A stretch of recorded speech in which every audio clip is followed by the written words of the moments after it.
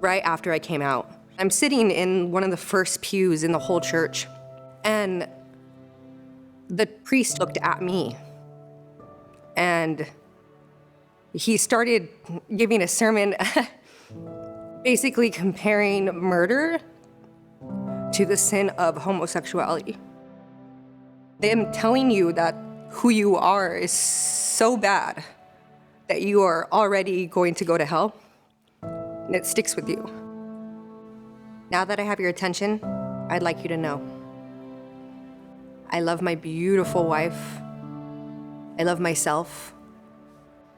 I'm a motivated business owner, and I'm a badass.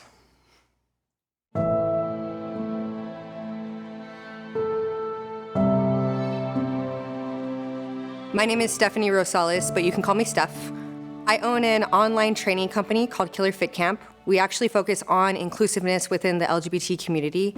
I feel like so many people joke around about like coming out, or maybe they don't understand the strength it takes. When you have to think back at moments in your life where you feel like you didn't deserve to be alive, where you felt like you had to hide yourself, though that's super tough. I was born and raised in El Paso, Texas, very Catholic, ultra-conservative father, like a machismo Mexican man. I knew I was gay when I was like 4.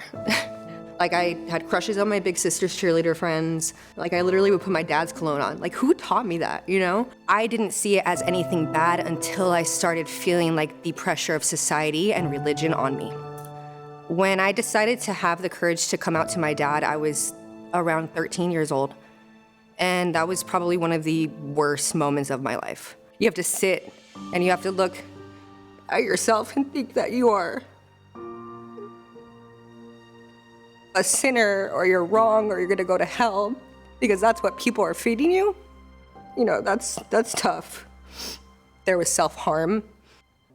I felt like maybe it would just be better if I wasn't here. For that to affect me still, should say how impactful that was to me. I tried having boyfriends. I tried really hard.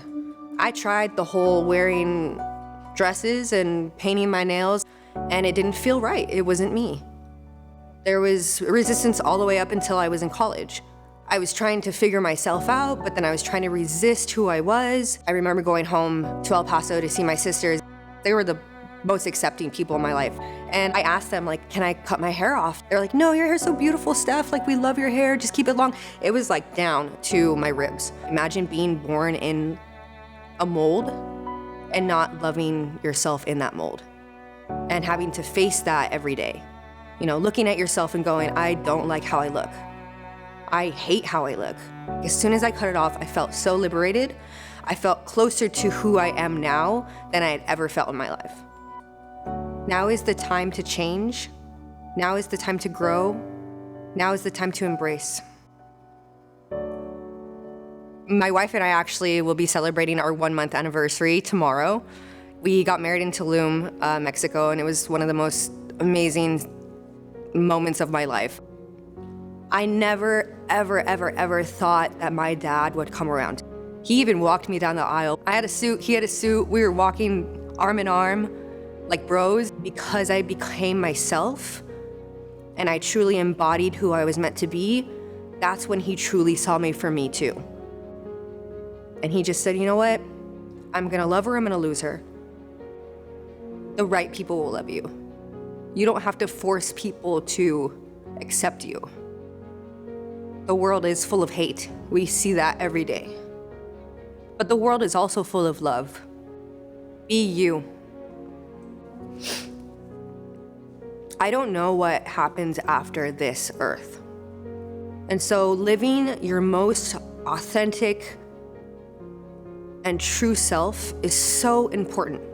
Being happy with yourself, being comfortable with yourself, being confident with yourself, looking at yourself in the mirror and going, yeah, I'm amazing. Discrimination is the root of everything evil. Sit down with somebody who's gay that you might know or coming out, and instead of judging, talk to them, get to know them for them. If religion is the reason why you are preventing yourself from loving somebody who's part of this community, you need to take a step back and look at why God and Jesus are here in the first place. It's not hate. It's not hate. Where are we gonna go from here?